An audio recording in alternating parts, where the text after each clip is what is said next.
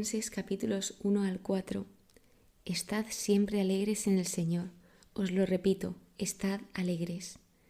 Según la Real Academia de la Lengua Española, la alegría es el sentimiento grato y vivo que suele manifestarse con signos exteriores. Y, curiosamente, entre los sinónimos de la palabra alegría se encontraba aleluya, que aleluya vimos en Salmos y aprendimos que alelu viene de alabad y ya a Yahvé, que es alabada al Señor. Y yéndome a la definición de aleluya en la RAE, indica, en la liturgia cristiana, canto de alegría, compuesto en torno a la palabra aleluya, que se entona especialmente en tiempo de Pascua. Es decir, que la aleluya es un canto alegre, o sea, la alabada al Señor significa esa alegría. Luego también, otra de las definiciones de aleluya en la RAE es noticia que alegra. Cuando, por ejemplo, por fin sucede algo o cuando te dan exactamente lo que dicen, esa noticia que te alegra, dices, aleluya, por fin, de esa alegría de que por fin ha pasado esto. Y os quería compartir un pequeño texto que he encontrado de Radio María, que es precioso, y es sobre la alegría, sobre también este versículo de Filipenses que es muy famoso, pero que muy famoso. Dice, si hay un signo de que la esperanza vive en el corazón del cristiano, es la alegría. El corazón lleno de gozo es el que tiene claro cuál es su destino y cuál la promesa de la cual Dios tiene prendida el alma hasta su cumplimiento. Por eso las pruebas, las demoras y todo lo que va intentando atentar contra las promesas de Dios no pueden vencer la alegría porque el Señor nos alienta. Sabemos dónde tenemos puesta nuestra meta, que esto lo dice Pablo en este libro de Filipenses. Por eso nuestro corazón se llena de alegría, porque sabemos cuál es la meta, sabemos que la meta es el cielo, sabemos que nuestra meta es Dios. Entonces, dice, la esperanza en medio de la fragilidad del discípulo es grande. Se trata de una fuerza que viene de lo alto, una virtud teologal. Es un fruto también. Por lo que, pues, con esta introducción, el libro de los Filipenses, que es una carta que Pablo escribe preso, supuestamente en Efeso, supuestamente más o menos aproximadamente sobre el año 61 después de Cristo, pues él lo que viene a decirnos aquí es que a pesar de que está en prisión, o sea, más que decirnos, nos demuestra de que él sigue alegre y él soportó sufrimientos que no se pueden ni explicar, porque Pablo sufrió mucho. Fue perseguido, azotado, encarcelado, tratado mal, no. Lo siguiente, ¿por qué? Por causa de Cristo, por defender la verdad, por defender el Evangelio.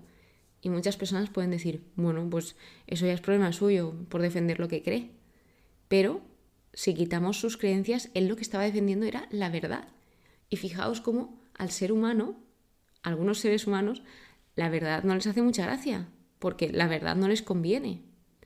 Entonces, pues vemos cómo Pablo también es un ejemplo, entre otras muchísimas cosas, de valentía, de a pesar de todo lo que le está pasando, se podría callar para no sufrir más, pero él seguía defendiendo esa verdad y compartiendo a Cristo, porque él se había sentido amado, se sentía también, había sido salvado en ese encuentro con Cristo, que le cambió la vida, o sea, que pasó de ser un fariseo a un seguidor de todo corazón de Jesús.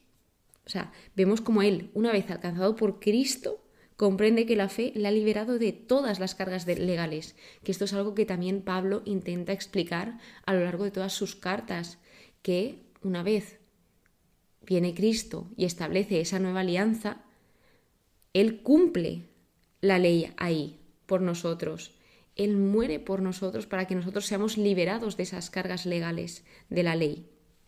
Entonces, simplemente lo más bonito es que Él nos ha salvado gratuitamente. O sea, nosotros no podemos comprar nuestra salvación porque Él, por así decirlo, ya la ha pagado con su propia vida, con su entrega, con su amor. Bueno, pues Filipos era una importante ciudad de Macedonia y colonia romana. Y esta carta, también algunas personas la llaman la carta del gozo, porque es una carta muy bonita, es la carta de la alegría, que Pablo está muy, pero que muy feliz por ellos, está hiper, mega, ultra agradecido con ellos. Y pues los fieles de Filipos pues le muestran su tierno afecto al apóstol.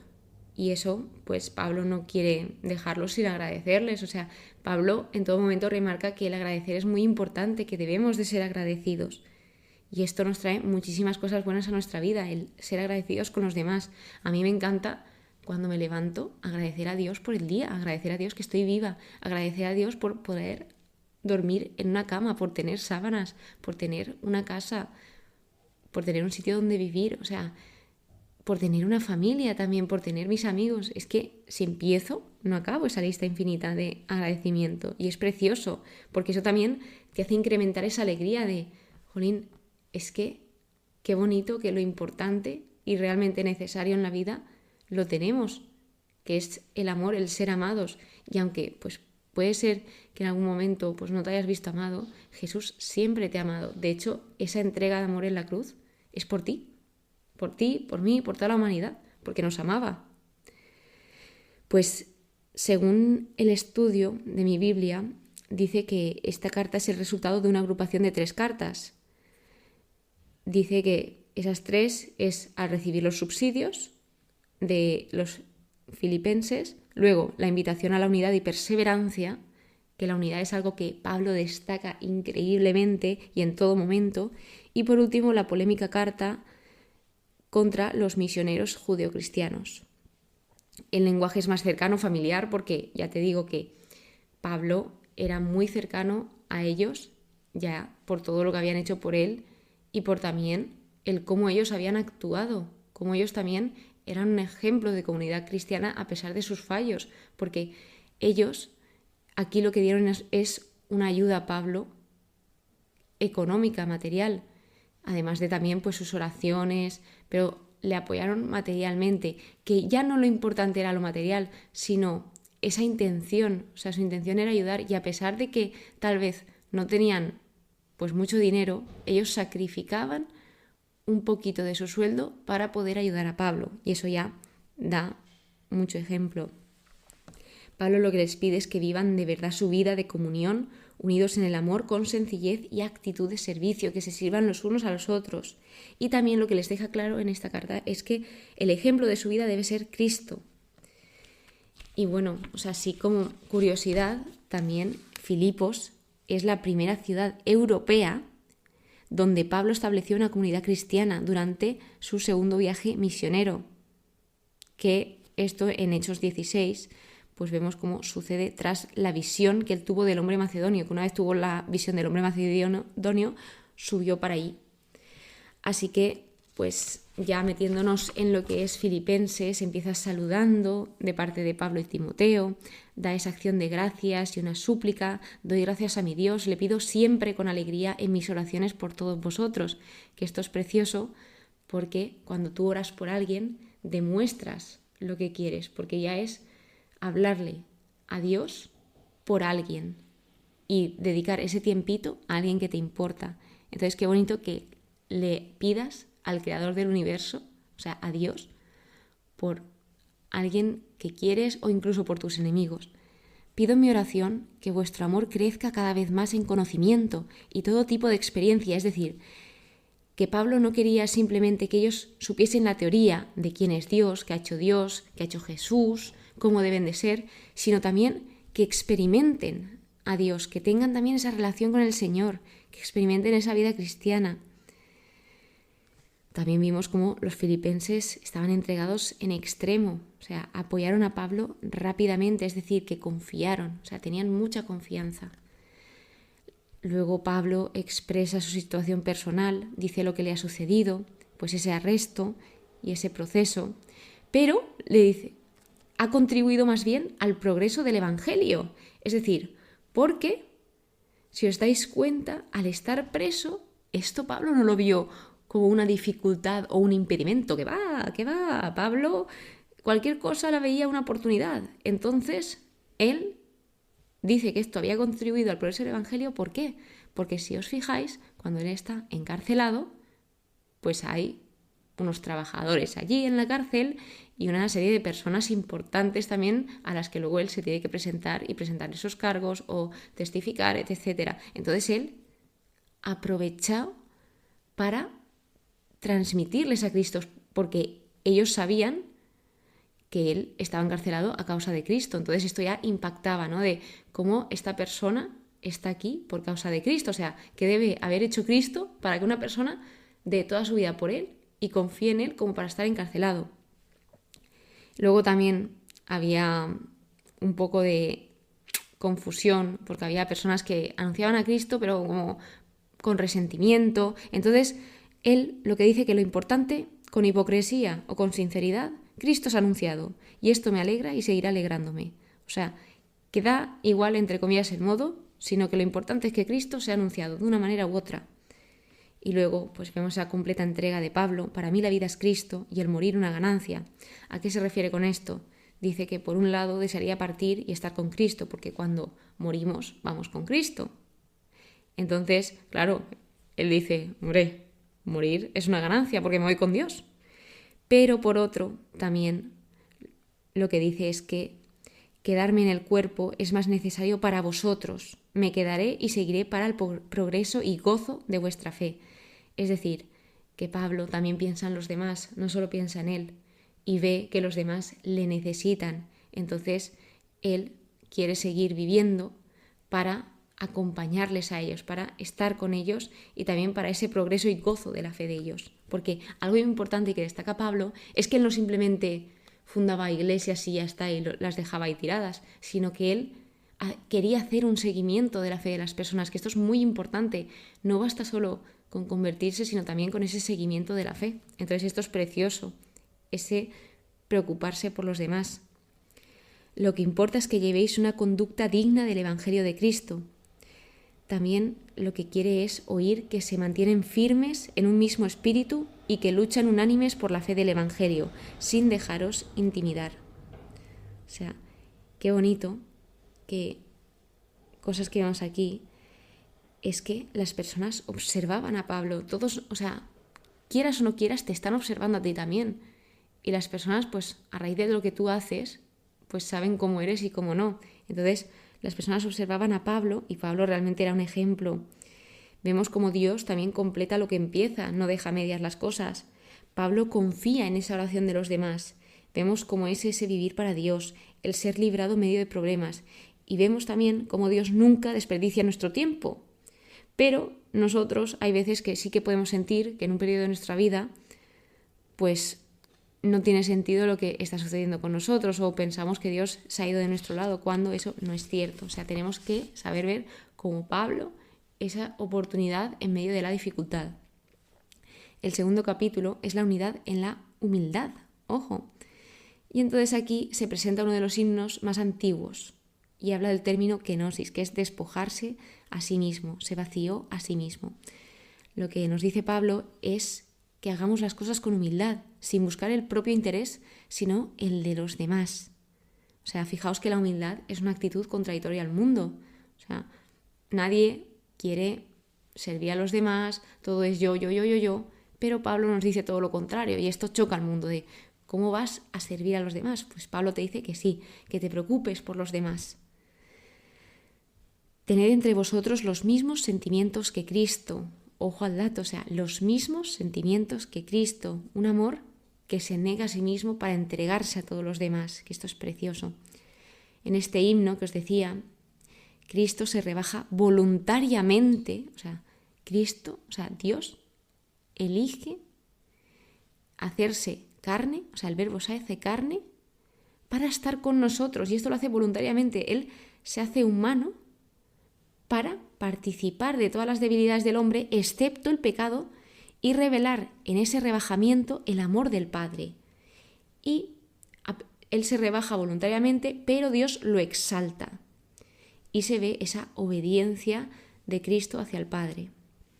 Y toda lengua confiese que Cristo Jesús es el Señor. Luego también habla de trabajar en la obra de la salvación, de que, como Jesús ya ha muerto por nosotros en la cruz, ya está todo hecho. No, o sea, también hay que trabajar en esa obra con sumo cuidado, dice, pues es Dios quien por su benevolencia realiza en vosotros el querer y el obrar. O sea, que Dios también, nosotros trabajamos y Dios va trabajando en nosotros. Si nos quedamos quietos, Dios no puede trabajar en nosotros. O sea, poder puede, pero ¿qué sentido tendría? dice, hacedlo todo sin murmuraciones ni discusiones, en medio de esta generación perversa y depravada, de la cual brilláis como estrellas en el mundo, manteniendo en alto la palabra de la vida. Habla de la alegría recíproca, de que el gozo no está basado en las circunstancias, sino en el hecho de una vida comprometida totalmente a Cristo Jesús. Y luego habla de 2 ejemplos, como son Timoteo y Epafrodito, donde pues Timoteo muestra una sincera preocupación por los demás, o sea, es un ejemplo de preocupación por los demás, constantemente estaba preocupado por las personas más que por él. Y luego Epafrodito arriesgó su vida por servir en la prisión a Pablo. Entonces son ejemplos vivos de la historia de Jesús dignos de imitar. O sea, ellos dos también eran un trocito de ejemplo de lo que Jesús hizo por nosotros. Entonces él los invita a recibirlos con alegría y que les tengan estima a hombres como él.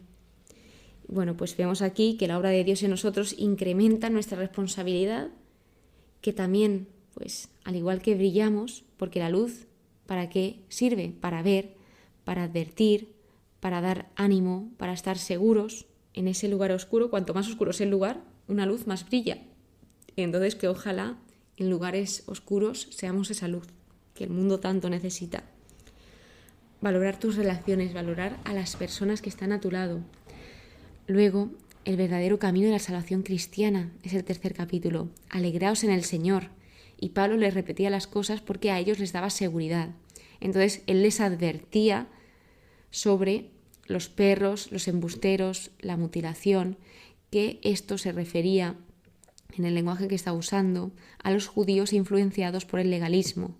Es decir, a los que solo estaban centrados por la ley y realmente no tenían su corazón puesto en Dios. Simplemente estaban centrados en tenemos que cumplir esto.